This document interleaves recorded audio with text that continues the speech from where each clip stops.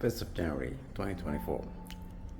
The first thing I wanted to do today was have a nice cup of coffee, which I did, and I shared that with you. The second thing I want to do is, yesterday I was here and I wanted to watch this video, but there were a lot of people, so I am back, and the video will start in 49 seconds, 48, 47. And I will record the whole video and share it with you. I hope you'll like it and you'll know why I'm recording it. A bit darky and spooky, but it's very nice.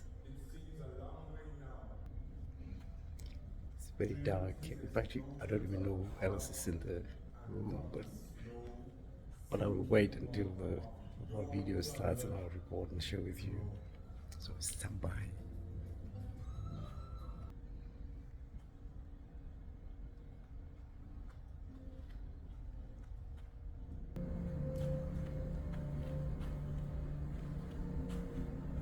The first screen print editions Gavin Yantis produced were made while he was a student at the Hamburg Art Academy in Germany from 1970 to 1974. You will find his screen printing technique with the help of master printers Florian Müller and Peter Butcher in their workshop. This enabled him to print all his editions himself.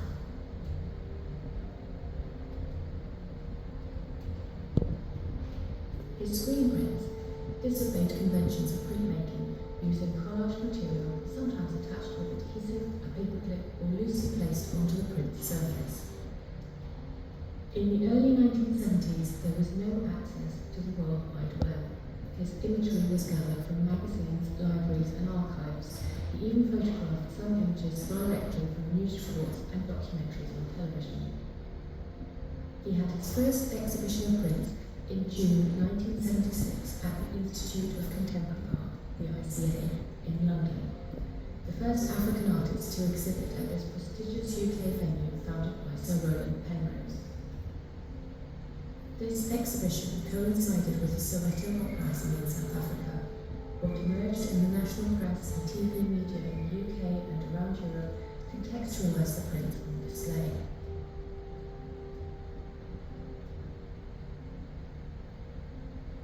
Yantis became a political refugee because of his activism in the anti-apartheid struggle.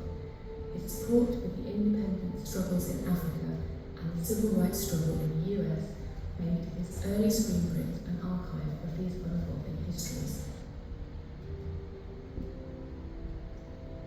He received commissions from the United Nations High Commission for Refugees and its Special Committee on Apartheid and Decolonisation. Even though his prints have an affinity with American and European pop art of the 1960s, Yantis never identified with these movements because of their connections to consumerism.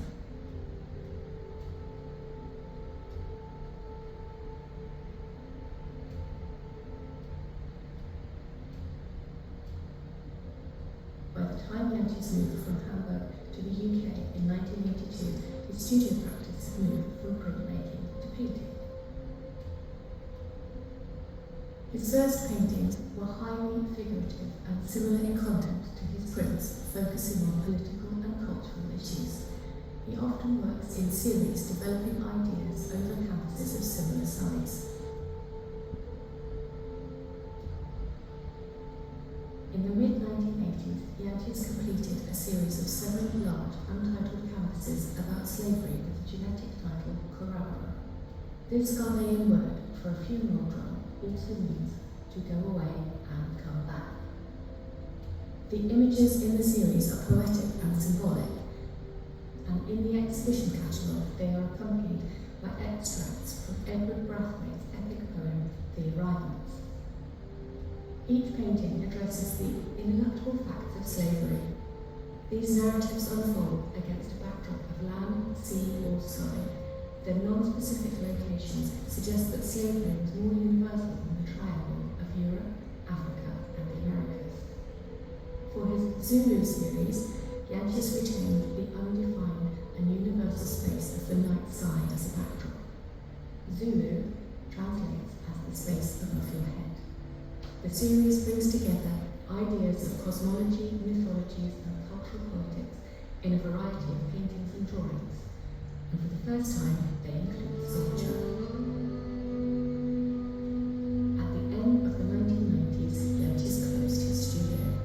He moved to Norway and began to curate exhibitions for Onsted Art Centre and the National Museum of Norway. He wrote numerous catalogues and published books and monographs on contemporary art and art history. Most importantly, a 4-volume history book on South African contemporary art.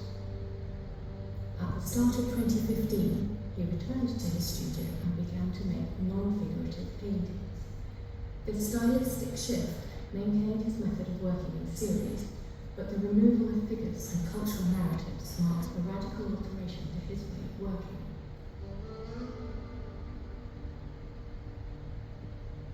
The first outcome of his painting research was the exegenic series Aqua in 2015, 12 large paintings above water.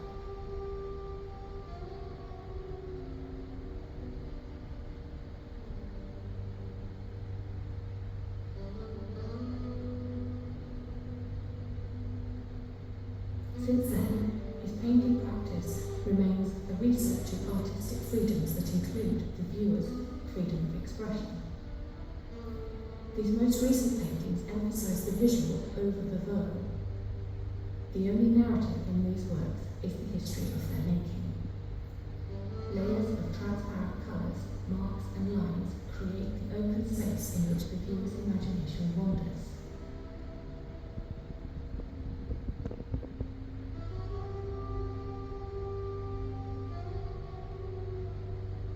The Sharjah Art Foundation and the Africa Institute in Sharjah will present a retrospective exhibition of his work and ideas